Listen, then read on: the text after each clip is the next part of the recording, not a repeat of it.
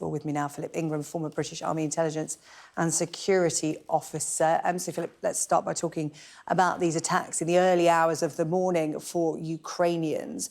Can we presume that this was a direct response to Zelensky's movements over the weekend and the deals agreed with Western allies? Yes, almost certainly. Day 447 of Vladimir Putin's 10-day special military operations. And here we have pictures, allegedly, of the Patriot batteries in Kyiv shooting down the Russian hypersonic missiles, the Kh-47M2, of which 6 of the missiles that came in were of that hypersonic variety.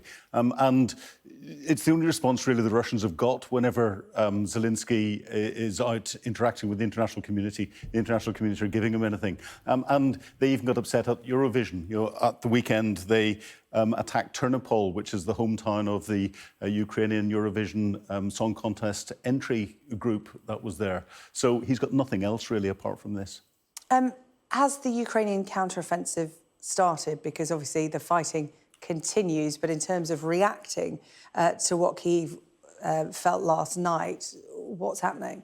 Well, that's the $6 million question. And it depends on how you define how it started. The major ground offensive to take large areas of territory back off the Russians, no. But there are a number of small offensives that are going on around the place to continue to prepare the battle space and to fix the Russians in place. Bakhmut, we've been talking about it for months and months and months.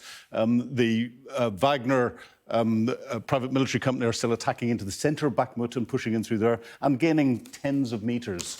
But the Ukrainians are actually coming in and have been counter-attacking to the north of Bakhmut and to the south of Bakhmut. And reporting from the Ukrainian Ministry of Defence today says they've got about 20 square kilometres of territory back again.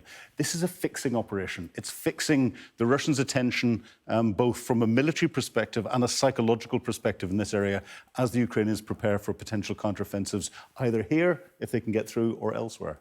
So Zelenskyy continuing to recruit military aid, Russia attacking the capital with missiles. What about the diplomacy in trying to find an end to this war? Where are we on that? Well, war is diplomacy by other means. There will be calls for negotiations going on at the moment. Cyril Ramaphosa